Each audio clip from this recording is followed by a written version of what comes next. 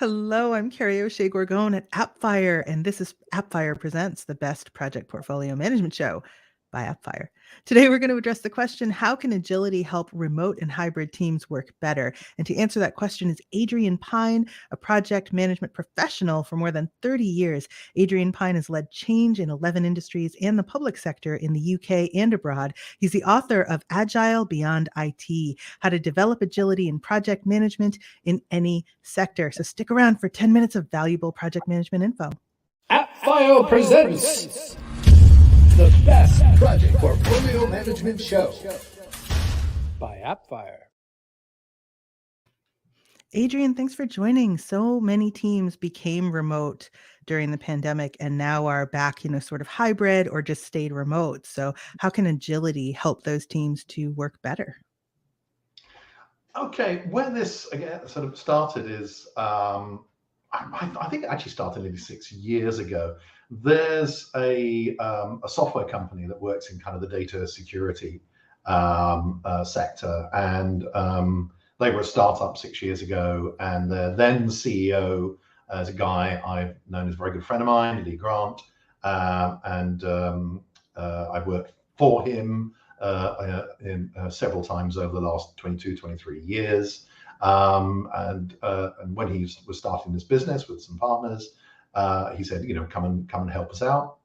And one of the things I said, well, it's very obvious that even the partners are in different countries, and you just want to attract the best people. So why not be a virtual organization right from the start?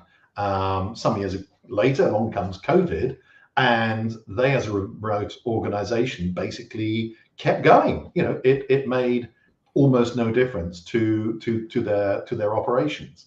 A company called Rangu, WRANGU, just for interest's sake. And Lee's given me permission to sort of talk about them, so kind of use them as a case study. And the other thing is that I helped them develop an agile culture, again, right from the outset, which, whilst not all of the partners got to begin with, like they weren't on board to begin with.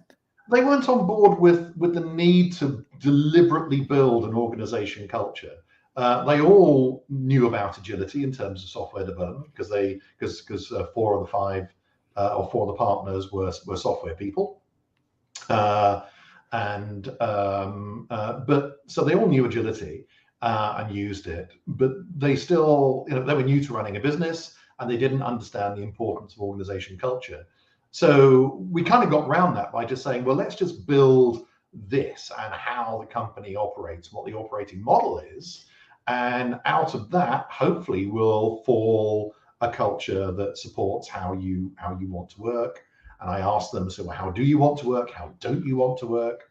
And one of the things that came soon, they said, well, we've all been working in offices for 15, 20 years, and we don't want to do that.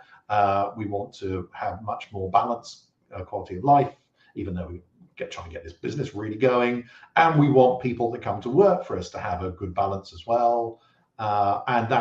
So they came up with this, what evolved within a year or two into the Rangu family.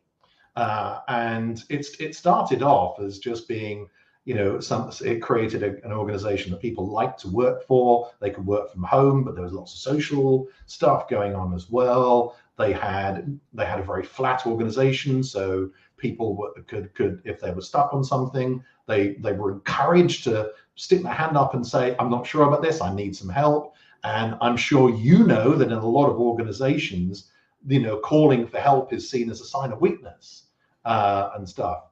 And around the remote working, there was a lot of trouble, and still is, with that because of a lack of trust by organizations into their employees. I read that some leaders are firing people because they won't turn their cameras on, like during Zooms and stuff. Isn't that crazy town? Talk about trust. There you go. So their remote working, their whole culture, their operating model came out of sort of agility. They're saying, well, how can we adapt the way we're working to be as flexible as possible? Not just in terms of our process, but also in terms of how people interact, how people can go and get help, how we work with our customers. And so they actually built their entire operating model around this idea of remote working and supporting each other, and that's how it started.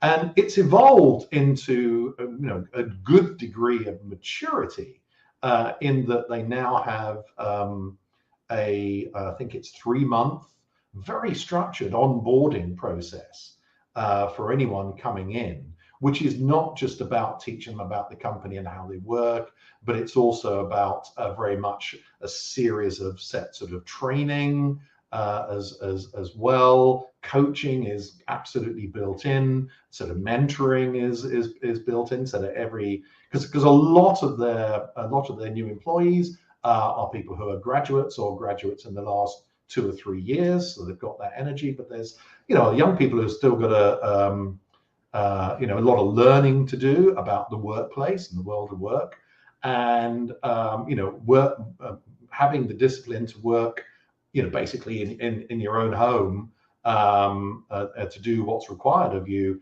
is quite a discipline. But it's something that attracted a lot of people to Rangoon as an organization. But what about Agile, do you think, makes it well suited to a remote environment? Is it because it's so customer oriented or outcome oriented, I guess, as opposed to, it's not just milestones. It's like you've got your eyes on the prize the whole time.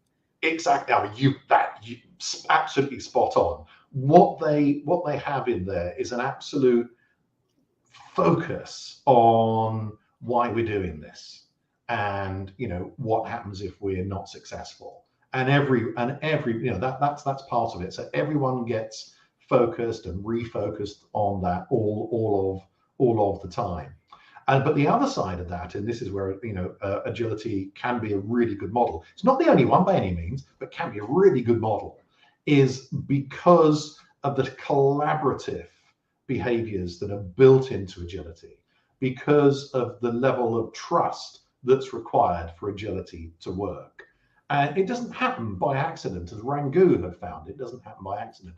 And as they grow bigger and bigger and bigger, and they're still finding that their Rangoon family approach it remains viable, and there's no reason why it can't remain viable with 100 people, 1,000 people, 10,000 people, because even most large organizations function as a set of smaller units, and you just have to get the culture right so that it can spread out throughout the whole organization.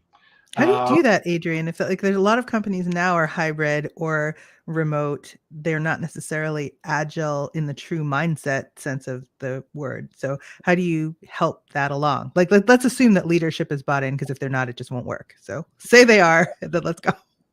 I mean, in a sense, this is possibly maybe the sales pitch for agility, but there's certainly a great deal of evidence to show that agile organizations are more profitable than non-agile organizations. In fact, PA Consulting produced 2 really good papers on this in 2021.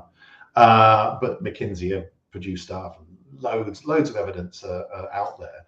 And also, if you look at major sector disruptors like Amazon and retail, and Tesla increasingly in the automotive, they may not identify themselves or define themselves as being agile organizations, but there's a huge amount of agility built in to how they operate.